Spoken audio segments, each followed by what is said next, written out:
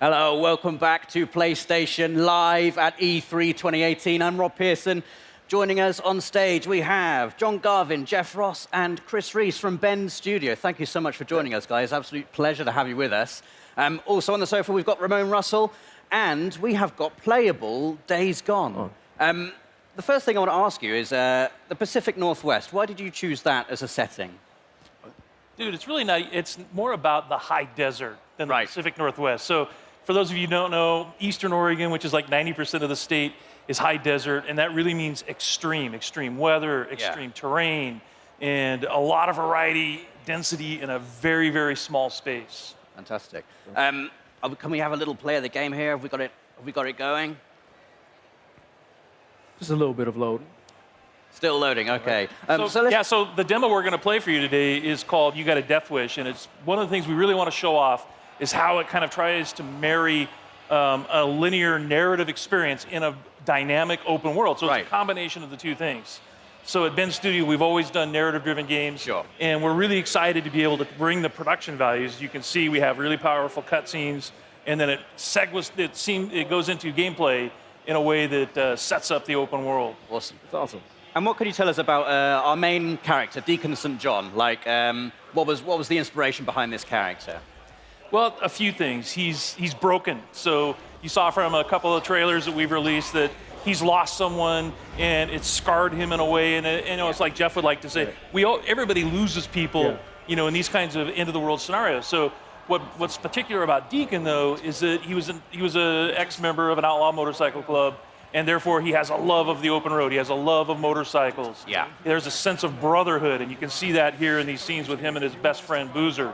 And so it was that combination that really sort of drew us to this particular character. Right, we're going to continue to learn about him as you're playing the game, correct? About him and his backstory and why he is the way he is. I mean, the bike is very important, right, as well? Like, yeah, we almost consider the bike to be another character. Yeah. Because you only get one, and you're constantly upgrading it, you're constantly trying to repair it, you need to keep it refueled, and if you lose it, you got to go find it, and you can't whistle for a new one. So you can't whistle, right? Like a horse. Yeah, the refueling mechanic is a huge game design choice. I really, really like that. Can you talk more about how important it's going to be able to find fuel? Sorry. So the refueling mechanic, and actually you have to find gas to keep your bike going. It's a mechanic we haven't really seen done to this extent before. Can you talk more about that and how it changes the gameplay? Well, like in this demo, one of the things that Jeff's taking the run and gun approach. So we like to call it Sandbox Combat. So basically what you can do is you can run and gun, you can stealth your way through, and your goal here is to get and find a bike part, right? So you're here actually for kind of a trivial reason. You've risked your friend's life to come and get a part for your bike. And so that shows a little bit about Deacon's character. But then as you watch Jeff play through this wide linear sequence, he can play it 100 different ways. And if you watch other people play, you'll see that, okay, they didn't take this route. They didn't stop and check the trunk of this police car. And those are kind of like our treasure chests throughout the world. So you're always on the lookout for those because that's how you're going to find ammo and health kits. And then you're seeing one of our stealth mechanics here. If you're quiet, if you crouch walk and you walk up behind an enemy, then you have the opportunity for a stealth takedown. And what can you tell us about the Freakers?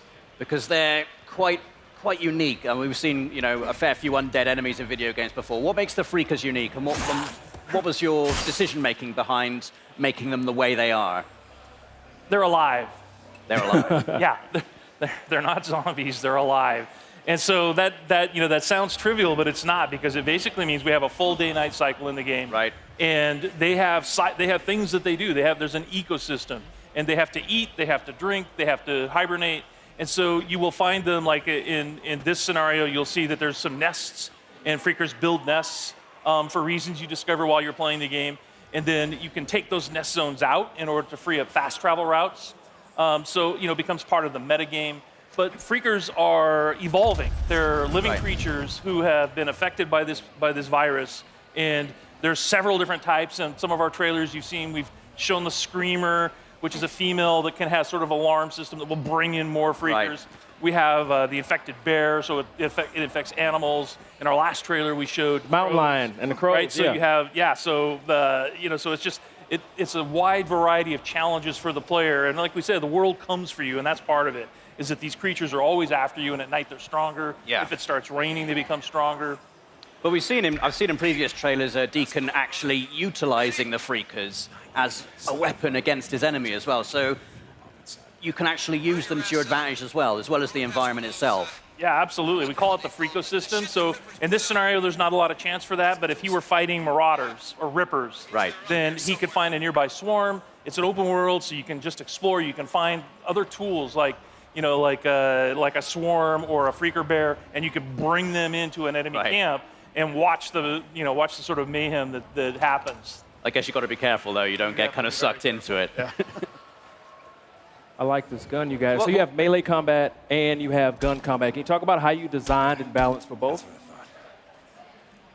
It's like so many different scenarios require the player to determine how they want to play it, right? So that's why we have like this full set of stealth mechanics. We have a full set of weapons that you can upgrade, and in order to do that, you have to go to the human encampment. So there's survivor encampments in the world, the only places in the world where it's safe. And you have to do jobs and missions with them in order to earn trust. And then once you earn trust, the merchants there will sell you them. Ah, I like that. And then it's like, and if you want to upgrade your shotgun, or you want to upgrade, or you want to buy a silencer for it, then you have to have enough trust at that encampment in order to do that. Boozer, you there? I found the part. I'm heading out Got the bike part. Rippers! Rippers! No, no, no! Ah! Oh! Ah, shit! He's So not having a good time. this is the inside of the Crazy Willy's truck stop, and that's one of the other things we wanted to point out is that full open world, but there's a lot of exploration in the game. All of the building interiors are accessible. There's no load times to get in and outside of a building or to go between regions. This is in the Belknap Wilderness, and the whole area is just completely explorable. And then these are the Rippers that I mentioned earlier. So these are one of the cults in the game. Tats are dead symbols of a dead man. Dead symbols of the lost. Get off me! Bitches! Biker man! You must be brought low, biker man. For you are lost, and we are found. Oh, yeah, that's going to hurt.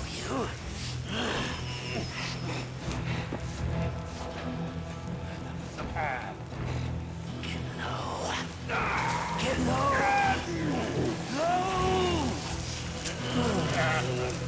So you can see they're not very friendly. You've talked about having freedom in terms of how you approach missions. So you can approach them stealthily. You can go in all guns blazing if you want to. What kind of freedom do you have in terms of the mission structure, in terms of the story? Do you get to make story choices in the game, or is it like sort of like a linear narrative path you're going to be taking?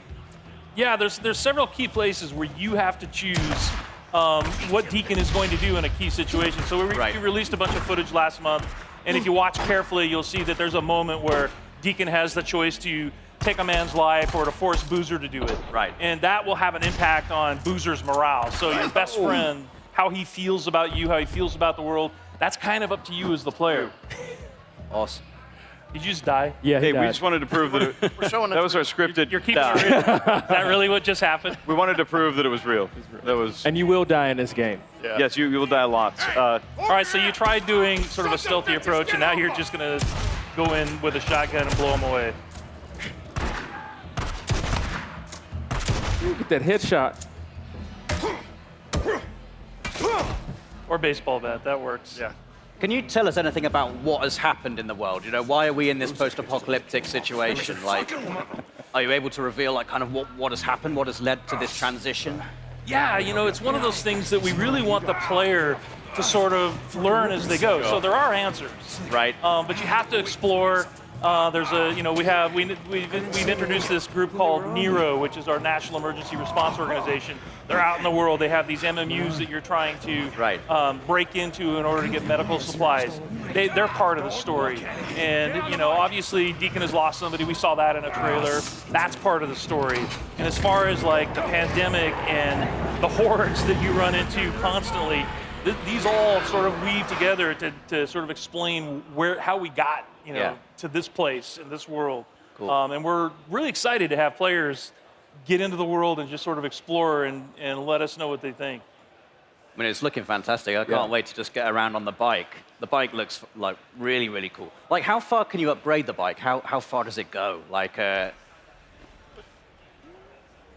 couldn't hear. Sorry. How far can you upgrade the bike? How many parts do you think there are? Oh, there's at least 20 categories of things you can upgrade. Nice. They're all functional, plus all kinds of ways to tweak it visually. You know, from a paint job to a custom skin theme, and all kinds of just visual, actual hardware upgrades. But a ton. You can really make it your own. awesome.